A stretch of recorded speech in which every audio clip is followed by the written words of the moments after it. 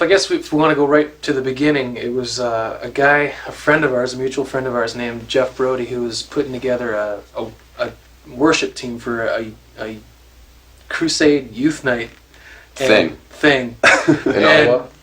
in Hawkesbury. Was it Hawkesbury? It was it Hawkesbury. was Vankleek Vankleek. at Knox Blooming Presbyterian metropolis of Vancouver. at Knox Presbyterian Church. It was part of a whole week-long crusade thing, and Jeff knew Jason and I, and we didn't know each other at the time. So he got together a bunch of guys, and not really any of the guys knew each other. But Jason and I really hit it off that weekend during the practices, and we really liked each other's musical styles. And Mark walks in. You know, he's got this ratty, beat-up guitar, and he's looking pretty ratty himself. And if you know our personalities, it's actually kind of reversed. Mark's kind of the guy. He's got things together, and I'm usually the guy. But this particular day, I was like, "Who's this guy?" You know, he's like coming in here and put his stuff down, and Jordan, the guy that was with me, was playing the piano. He said, "Are you the piano player?" And he said, "No, Jason's the piano player." And Mark, that was it. It was like, this guy's kind of weird too. He's kind of off. He opens his guitar case, starts playing his guitar. He starts singing, and I'm like, holy cow, this guy can sing, man. And so then this... It's too bad it's gotten worse since then. Yeah, too bad he can't sing anymore. And so Mark and I started, actually called, and he had won this competition for this recording thing, and he called me, "Hey, do you want to come up and play some B3 on this track called Over Me?" And I was like, "Yeah, cool, studio experience." And we just hit it off that weekend. We ended up writing a song together, and Bright Side of the Moon. Bright Side of the Moon, as opposed to Dark Side of the Moon. Yeah. Really bad song, but a really good time. Yeah. I was just thinking about those times, like the very, very initial times, and just, I remember us praying before we played, and just praying together and saying, you know, God, we just want to use our gifts, and however you want to do that. And it just seemed, it was such a small thing then, you know, but I think a lot of those small, simple prayers are still, you know, God listens to those things. And at that time, we were just, you know, these two guys with, you know, not Big still ideas. are, with just big ideas and really hopeful, and we said, God, we just want to use our gifts wherever that is, and so since then, obviously, the mission and everything has changed from those days, but yeah, it's interesting to look back at those prayers and see how God has been faithful. That we still pray the same prayer every night, and just wanting to pursue excellence in our lives and in the art that we do. And so I mean, I think in terms of goals, we don't have we want to play in front of 1 million people tomorrow kind of thing, or you know, we just want to we'll play anywhere the Lord puts us, and some nights are more fun than others, and oftentimes that's just our flesh telling us, you know, oh, there aren't 1,000 people here, this isn't going to be as fun as it normally is. And we still get surprised, which is awesome. I think as far as our perspective changing, moving to Nashville, I think the only thing that has really changed is just, you know, the kind of the school of hard knocks, you could almost say, like the, you know, just coming to grips again with the fact that all God has called us to do is to be faithful, you know, and regardless of what everybody else is doing, you know, that's what we've been called to do. We've been called to use our gifts and talents to glorify God, build up the church, and it's not going to change whether we're at our churches here in Nashville or whether we're back in Canada. We're still, really not a whole lot has changed since we signed to a major label. We're still kind of just a small band, just trying to use our gifts wherever we can. The main thing people are saying after hearing our new album, So Much for Substitutes, is that it's more mature sounding. But I think that's just natural and expected, since our last album, self-titled, had songs on it that were already 4 or 5 years old. And this new album is all new songs that were written within the last probably year and a half, and a lot of them probably in the last 4 or 5 months. So it's a lot more true to our live show, the way that we're performing these days. Our producer really made it clear that he wanted just us to be playing our instruments. So there's the only really session player we had was Ken Lewis to do percussion for us. But other than that, all the drums were played by Jeremy and so on throughout the band. So. And a really new, cool, exciting development is that Glenn wrote a song on the album. Well, wrote the music for us. Actually, kind of he's done some writing anyway, and you can definitely hear that influence. Like, "Love's Breaking Me Down," that's kind of real, Funky thing, and it's thing. great, and it's totally new, it's totally fresh, and it adds, I think, something to what we're doing that's totally cool. And so that's been definitely a really, really cool development in our sound. Thematically, we feel that it's very timely, that it almost coincidentally, but we know it's not a coincidence, is very relevant to today. A lot of themes having to do with war, a lot of themes having to do with revival, with waking up. What else?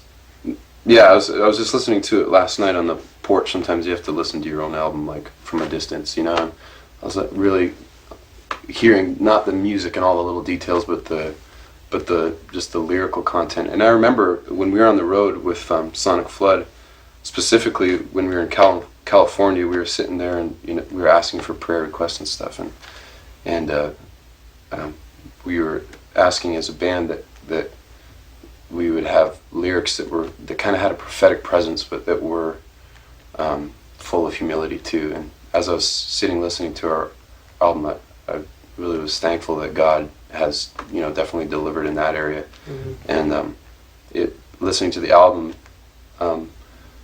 just with everything that's happening with the church and in the world, it's really cool to hear, but it just seems really timely.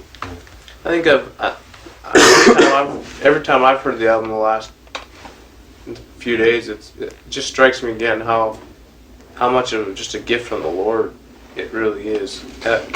Musically, thematically, just to be able to sit down and listen to it and go, how did this come out? Like, if we tried our 100% best, we wouldn't have been able to do this on our own. And so that's just another kind of, I guess, confirming thing to me that, yeah, we're not in this on our own. Yeah, finishing up the album the night before we left for this trip, it's something that probably, I think it took its toll on us, and we were pretty drained. I think it was 11:30 or 12 by the time we got home that night. So right off the top we were drained, and then I think that was the biggest thing. I think our focus was still, we just wanted to really get out there and do our thing and meet these people on the road that were welcoming enough to invite us out. Yeah. And coming off the studio raid into tour, I think we learned some lessons. Like, we probably won't do that. Do not do that again. Yeah, we won't do that. But at the same time, the schedule was, it's just kind of a thing. But it's kind of more how you, I guess, the test is how do we handle tiredness and, trying to stay committed to, what we're supposed to do. And you talk about Greater You, when you're introducing Greater You, coming to the end of yourself, and I think we were shown again a new end of ourselves that we hadn't reached that end before. Yeah, exactly. The dead end. The one thing that was nice was basically we, from December till the end of February, is that right? Yeah. Yeah. We were in the studio and we hadn't been on the road really, so getting back out on the road and going to Canada, I think that helped a little bit, because I don't know, I was really looking forward to it. I think we're all looking forward to getting away. It's just that the time ended up being so little in between. We would have rather had at least a few days to recover before. This tour the Canadian tour was definitely a whole bunch of new things altogether. Having opening acts with us was one. You know, having kind of a real big amount of people with us, you know, like crew and the setup stuff. We didn't have our own production, and it was other people kind of taking care of that stuff. Well, I mean, we were still helping out, obviously, but it was just a lot of people. It was a little bit overwhelming, I think, for us for the first time. And then on top of that, you know, shooting the DVD. For me, getting sick, you know. And the schedule, just the whole schedule. The schedule was insane. Like, it was really packed, and so it was a little harder for us to kind of get down into the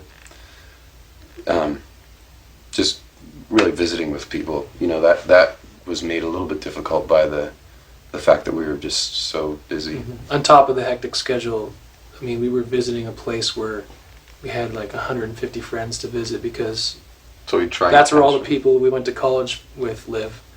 And so setting up, tearing down, doing concerts, doing in-store things, and on top of that, Trying you know, to, wanting to make time for your friends. and it felt like, you know, as far as seeing 100 people in a show that you kind of knew, you know, you felt like even the people that were at least were my best friends, I had to give everybody like the short stick, because there's no long sticks to give, you know. So that was a little difficult. But to put this all into context, we're still on the road playing rock and roll and with our friends, you know, like, Yeah. as bad as it may sound to us, like, when we put it in perspective, it's like, this was really, it was rough, but man, we're blessed to be doing what we're doing. So It's almost like the hard times pull out the shine in, I think, in you, because it's like you walk on stage and you're exhausted and you're sick, and for me, not being able to sing is like, why exactly am I doing this again? You know, what exactly about this deserves my life? You know, why?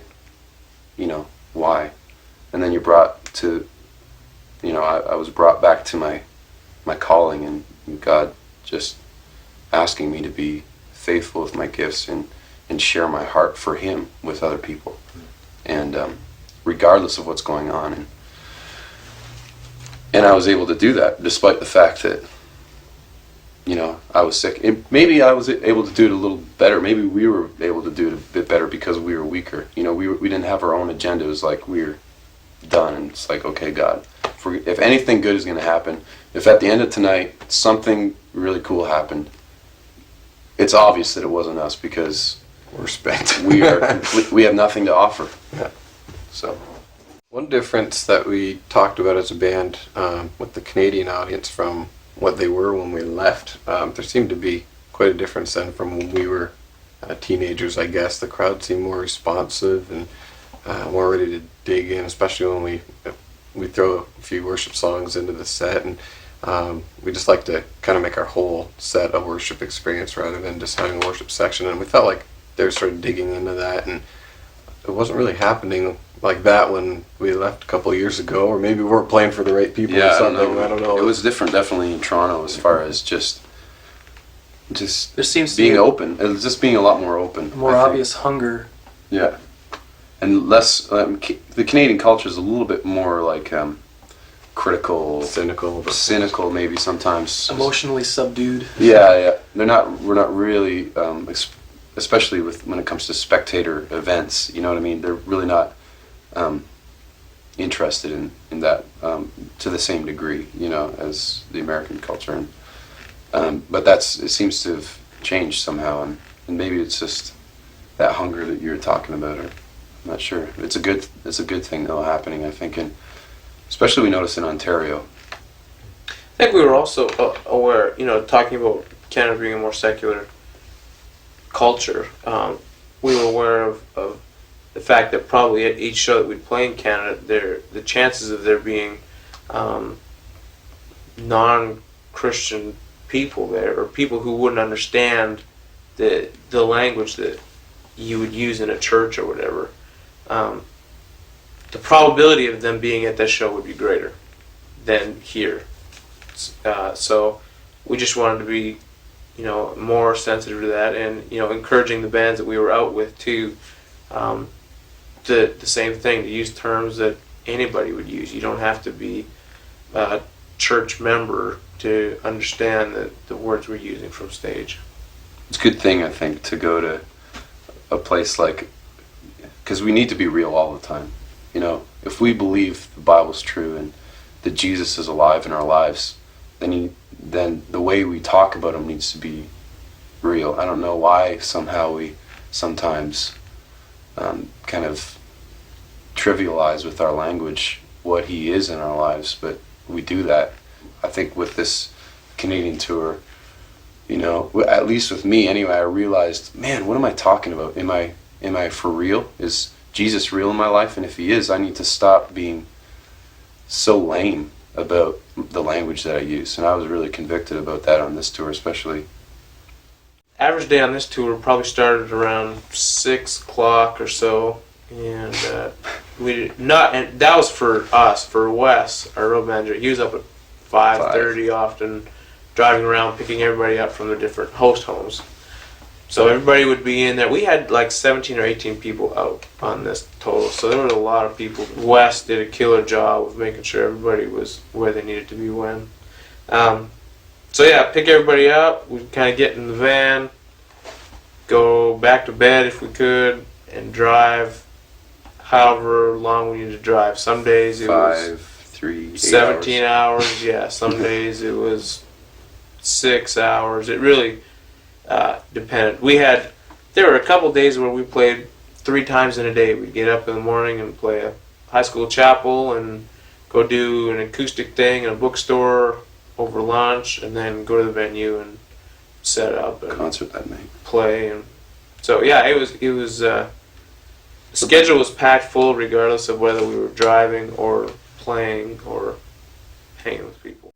I guess for me, the one lesson that I learned is just to be that now is the time to serve, not when I'm happy or not when I'm when everything's sorted out.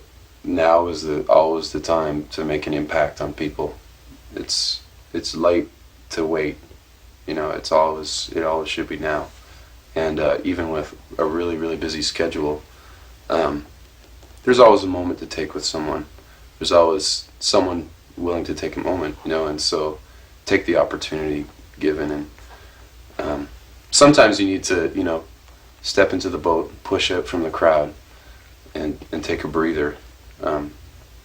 But yeah, I think that's the lesson I learned. I slept on the floor of a ferry. I slept on the floor of a ferry. I slept on the Floor of a hotel. We slept at the floor of a hotel, and the floor of the ferry was yeah. really nice. It was like, maybe this is kind of what it felt like to be in the womb, because it was kind of swaying a bit, but really slow, you know. And this growl the whole time. And in the airport, the sleep in the airport was good. It was good on the chairs. On the chairs in the It's funny how you lose your shame when you're so tired. It's like there's all these people in suits and stuff, and you're like, Just gonna I'm take just this gonna piece of floor. crash on the floor. See you The later. best Sorry. was you guys all fell asleep there when nobody was there. In that one there, where was that? Yeah, in Winnipeg. In Winnipeg. We woke And up. I woke up half and an there's hour like later. tons of people all around. Everybody's here now. Okay, I was just taking a nap. Sorry. It was so great to tour again with some of our old friends who've been involved with the band in the past. Tyson, our old bass player, and Joel, our old sound guy, Leroy, our old manager. Who else? Corey Doak. Corey who was, Doak, one of our who was best in the friends. band. He was in the band as well. Remember, Who he was played, in the band our first year together, our first Yeah. tour. That's Yeah. right. I always He forget played acoustic guitar in the band, and just all those guys. Kind of it's really cool to see them still be supportive of what we're doing. Like Tyson, you know, he was our old bass player, but he wanted to come on the road with us and do lights. You know what I mean? It's kind of like, for him, taking the back seat a bit, and I'm sure it must be hard for him, and probably a little bit for Glenn, just to, you know, because there's kind of a territorial thing that goes on when you're 4 guys in a band and you bleed and you sweat together. But for Tyson to come along and just serve us, I think was a huge, huge thing. And I talked to him a little bit about it too, and he said, you know, it was he was just glad to be able to do it, you know, and that we've had an impact on his life, and that and I think that totally the same could be said. You know, he's had an impact on ours, just serving us. For Leroy too, you know, he had a lot of ownership of the band. He had a lot invested, even monetarily, in what we were doing, and he did a lot to kind of promote us and send us down here, and he just really set us up to be a band, you know, to have a long-term career. And now he's got kind of more of a back seat as well. But for him to do a lot of the behind-the-scenes setup and stuff like that, totally huge. Corey's just a great friend. It's always good to see Corey. He was part of the band. We always knew that he's just an amazing talent, and he's got a rare gift. And we always knew that he was going to do his own thing, and it's really cool every time we see him to be with them. And one cool thing about Corey is he just sees things the way they are. You know what I mean? He has no illusions of rock stardom or just kind of any sort of thing. He cuts right to the thing, and he asks good questions, you know. And he's one of those people, I think, in our lives that kind of hold us accountable to, okay, you guys said you're going to be about this. How is that going? You know, and he has no problem with just, okay, I'm going to pray for you. You know, and you know, right there, you know, and that spontaneity and his realness with God is always an encouragement to be around. He's always been kind of a catalyst as far as relationally between the guys in the band, especially Jay and I, and he's always helping us to go back to our original goals and our original values, and just really take time out to really evaluate where we are, and just even keeping our relationships in check, just, you know, see that everything is on par there. Exactly. I think it was cool to, you know, we had a day in Caronport where Briarcrest is our home school, and just to be able to go, and you know, a lot of the students that are actual current students now, we didn't go to school with, but they were still supportive, and to see classmates of ours that we graduated with who are now professors there or on staff, or to sit and talk with some of the leadership at the school, and to hear their excitement and passion and complete support for where we're at and what's going on, and they still want to be involved in our lives, and that's really, really cool, because they sent us out. They had a commissioning service for us, and they were our support group on our big move to Nashville. So It was a really cool thing to go from recording our new album straight back to Canada where it all started. Just kind of, instead of taking off on this new road, this new stylistic musical thing, instead of doing that, to go back to where it all started and just to say, okay, wait a minute, what are we doing this for again? And oh yeah, that's why we originally started doing this, and it was really a good kind of a reset button for us. Yeah, definitely.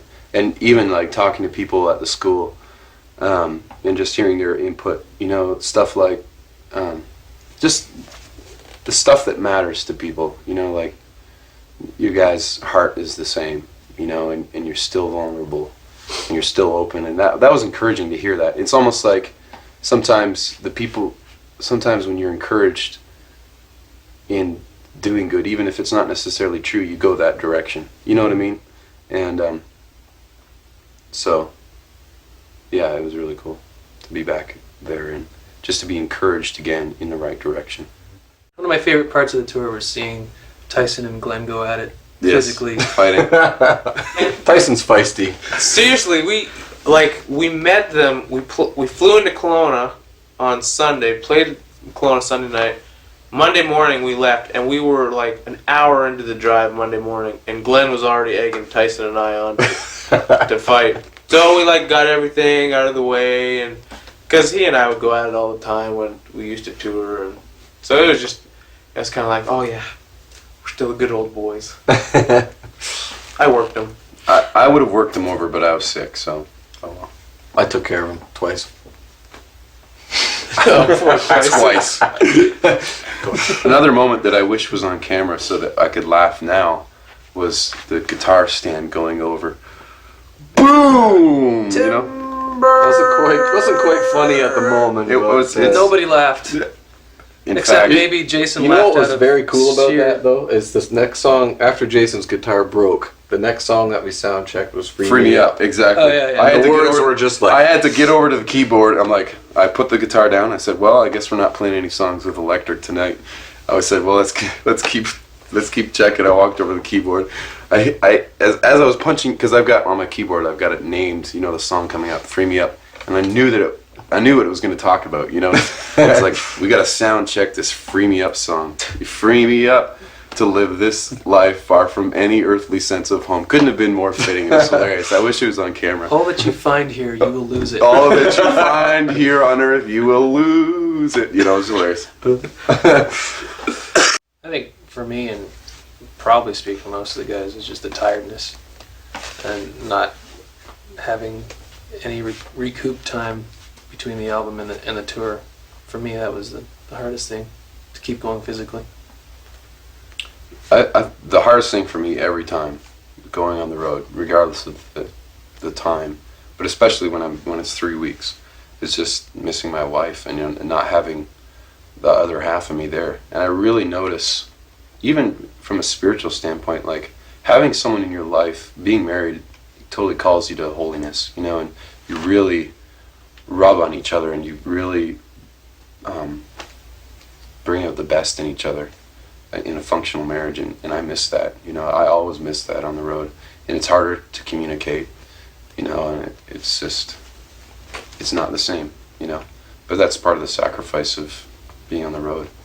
Along the same lines as Jason, once we got into Canada, our cell phone service just went through the roof for how much it's going to cost. So that's what I was feeling. It's like I had to go find a phone card and then go find a phone. So all these conveniences of living in America with my American cell phone were kind of gone, so I couldn't really talk to her too much. And it's just pretty And the much convenience of using Glenn's cell phone to call my wife is also gone.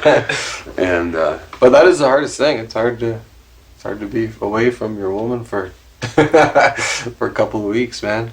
But it's good to be home. one thing I really noticed in my life was that I've got these great ideals, you know, about building community and about service and about putting others first, you know. But somehow along the way, I've made this exception, except for my family, except for my, you know, the four guys. People I love the most. The yeah. people I love the most, you know, they can get the short stick. They know me. They know I like them. They know I like them, you know, but that's totally wrong, you know. And I noticed on this tour too, just because there's so many other people involved, it's a little harder to connect. And I realized that the effort that I put to connect wasn't what it should be, and that I need to put more into the relationships with these guys. And if I'm going to start creating community, it needs to start here, you know, in our. We almost ended up missing each other on Yeah, this tour. it's true. Kind of strange. I noticed that, especially when we got to Cairnport. It was like when we were all very tired, we kind of automatically put up all these walls and go into self-preservation mode. And I realized, I was like, man, I haven't really talked to the guys in my own band for a good 2 or 3 days. And it was just feeling like we were just a bunch of guys working in a factory, working in our own little area, working our little job on stage, and then taking off and not saying a word to each other afterwards. And it was weird. And that was something again we learned because we haven't really done a tour like this before. So I think we've already talked about ways of making that a little bit Work a little better. better. Yeah. It's been an excellent experience for us to learn lessons that the earlier we could learn them, the better. Because now we can put things in place where, you know, next time it comes around, we're better prepared. And yeah, we'll still have tough lessons to learn, and that's just the nature, the glamorous side of things. But I think it's been really cool. I'm really into my family and stuff. I really hope that I've got a family with my wife, and we've got sort of a nice home somewhere with the grandparents close by, and that's I think that's kind of idealistic of what I'd like, and to be impacting some people's lives, just a select few people rather than what we're doing. We're just kind of, I feel like sometimes this is what I feel like when we're on the road, just kind of brushing over people's lives, and I hope that in that amount of time, when I have some place that I can be all the time without going on the road every couple of weeks. I can really focus my attention on certain people and pour myself into them. 10 to 20 years, I'd like to have a wife and a family with my wife. But I think, I don't know, I heard our pastor preach a sermon on Sunday, again, just about one of the core values of our church, and that being equipping people and developing people. And that's really a passion of mine, and I don't know how that's going to play out in my life or in the next 10 to 20 years, but that's something that I'd really like to be involved in. I think 10 to 20 years from now.